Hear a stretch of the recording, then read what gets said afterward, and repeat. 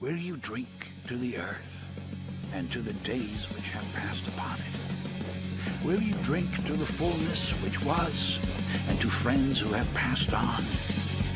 Will you drink to good company well met?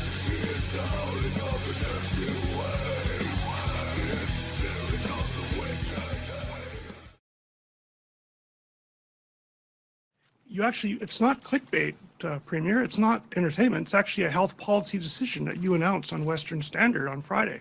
AHS confirms there is a deal with WEF. It's very minor. It's an information sharing deal, but it does exist. And you're saying we are going to cancel that and not have anything to do with WEF. Policy decision.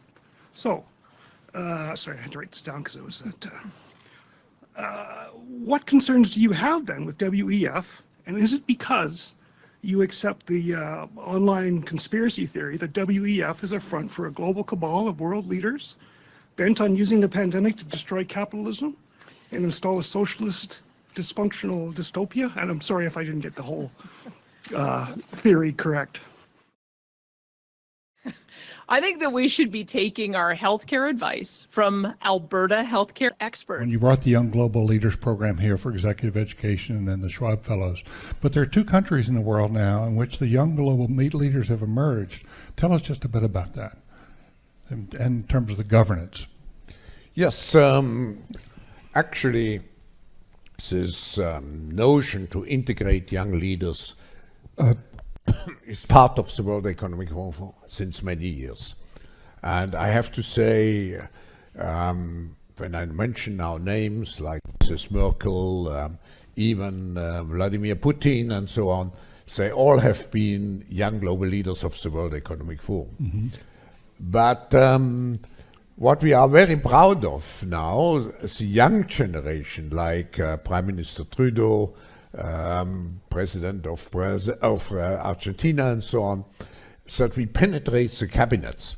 So yesterday I was at a reception for Prime Minister Trudeau, and I know that half of this cabinet, or even more half of this cabinet, are actually young global leaders of the world economy. You do not want to have anything to do with the WEF.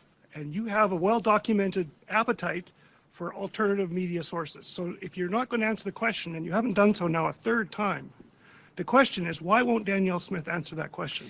And I put it to you, Premier. I put it to you that you believe this theory, and I think it matters that you explain whether or not you believe this WEF theory, because it looks like you're actually basing health policy based on it. I think it makes sense to make health decisions based on health experts. The group that you mentioned and the person at the helm of it, I don't think he's a medical doctor. I don't think he's a nurse, and I don't think he's a paramedic, and I don't think he's a health professional. As I've said, I am going to be taking advice from our frontline nurses, doctors, paramedics, and health professionals to fix the local problems that we have. The local problems are related to ambulance service, they're related to emergency room service, and they're related to not being able to get surgical initiatives and our surgical wait time list down. Those are very local issues. And so I'm interested in talking to local people to solve local problems. That's my priority. We need you to stay in your home for a couple weeks. It's for the greater good.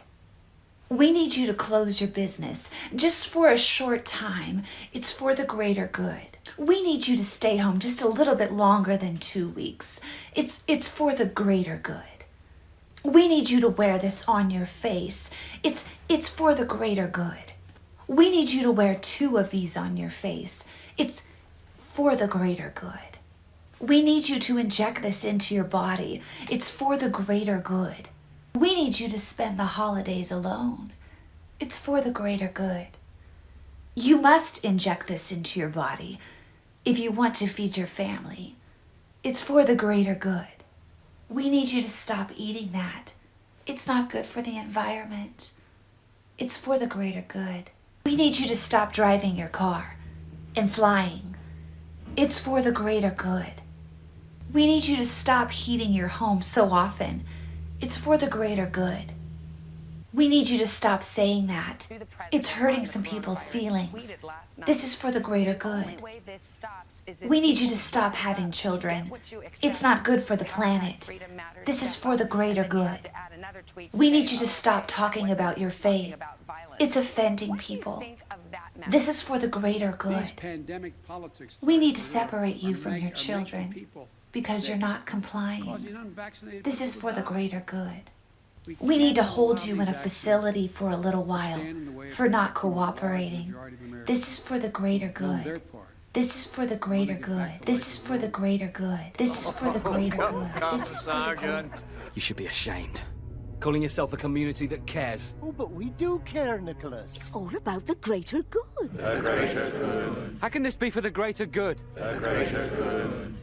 How can this be for the greater good? The greater good. Shut it! 1970. Scientists predicted a new ice age by the 21st century because of pollution blocking out the sun. Well, that didn't happen. But I thought if scientists said something, it's absolutely true. 1982, the UN predicted irreversible damage to the climate by 2000. The world would face an environmental catastrophe which will witness devastation as complete, as irreversible as any nuclear holocaust. Prophecy failed. True Way, Taiwanese religion led by Han Ming Chen. He predicted that God would appear on Channel 18 in the U.S. on March 25th, 1988. Why would he appear on Channel 18?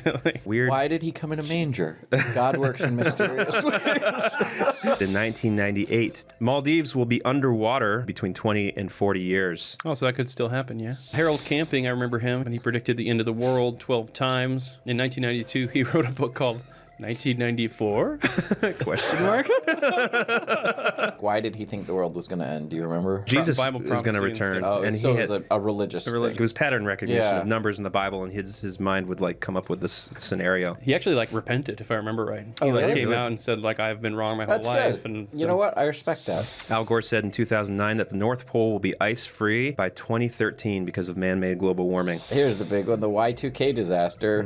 Software and hardware companies raced to fix it because they thought when the date changed to 000, like the computers weren't programmed to handle it. I've heard that the whole panic was ridiculous. Yeah. It would have caused a few glitches, but nothing crazy. And then I've heard other people say, no, it was going to be really bad. And because they sounded the alarm and fixed everything, it wasn't bad. So people have mocked it like, oh, it's a fake prophecy, it's a failed whatever. But then other people say, no, it's because all these engineers were working hard. Thank you, engineers. Thanks. For keeping us alive. Safe. Alive. Mayan prediction, December 21st, 2012, was the end of the first great cycle of the Maya long count calendar. I like how they just... they were doing this calendar that went 5,000 years and they just stopped. Like, well, maybe he was just like, I'm kind of tired. It's like he ran out of paper. Like, well, it's like I ran think out of that's stone. enough. Chuck Pierce and Tracy Cook, a pair of charismatic prophets, predicted that there would be a diminishing of COVID after 4/16/2020. Deaths increased dramatically between 4/16/2020 and 8/7/2020. Why would they do or that? did they? Yeah, who knows?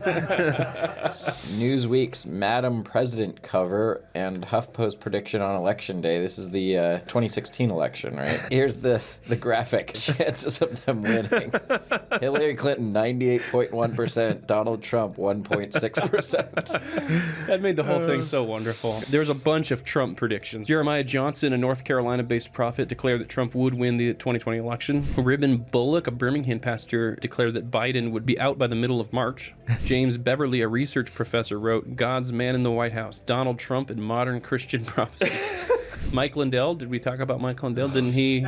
He came on our podcast and he said, like, mark my words. Yeah. Like, Trump will be back in by February. Mark my word. So I guess that's a failed Babylon Bee prophecy in some ways. Yeah, by proxy. QAnon predicted that Trump would return to the White House March 4th. JFK Jr. will return at the site where his father was assassinated. That's Okay, weird. I didn't understand that one. I think they thought JFK Jr. was going to be Trump's vice president when he took office again. So the idea is that he's alive and he's a Trump supporter in the state. It's weird how you just like the next day you wake up and there's no consequences for you Yeah. like, making up this bit. It's just like, well, I was just like, oh. I was wrong. The